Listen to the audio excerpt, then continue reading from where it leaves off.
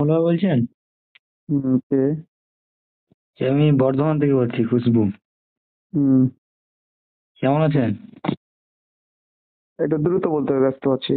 হুম, বলছি আমি বর্ধমান থেকে বলছি, খুশবু। আপনার সাথে অনেক যোগাযোগ করেছি কিন্তু কথা হয়নি এখনো। হ্যাঁ, বলেন। বলছি আমার একটা প্রশ্ন জানা ছিল। আমার আব্বা হুম। আর কি রোজা ওঝা শুনেছেন, ওঝা বাড়ি? হ্যাঁ।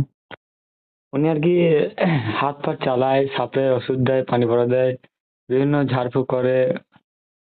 ওঝা বাড়ি যে কাজ করবে হয় আর কি, এটা ইসলাম কি বলে সম্পর্কে? যাবে না। মানে কিছু হয়তো করোনা আয়াত ইয়ে দেয়, কিন্তু কিছু আর কি দোয়া আছে যেগুলো বাঁধানো, মানে কোরআন হাদিসে নেই, কিন্তু আর নবী হাদিসের কথা দিয়ে মানে বাঁধানো। যাবে না, যাবে না। আমি অনেক অনেক বারণ করেছি, কিন্তু উনি বলছে এটা ভালো কাজ, লোকের উপকারী করছি, ক্ষতি করি নাই।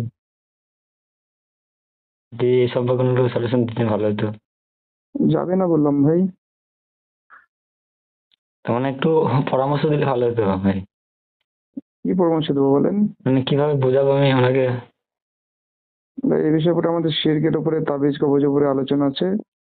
শোনেন, এসব উনি বিষয়ে নামাজ আলোচনা রোজা করা সবই যায়। করে, কিন্তু এটা আর কি ওনাকে ছাড়াতে পারছি না। এত বললেও মানে শিরকের বিচার। উপরে আমাদের অনেক আলোচনা আছে, সেগুলো শোনেন। আনসার ওখানে পেয়ে যাবেন ইনশাল্লাহ। ব্যস্ত আছেন নাকি? ঠিক আছে।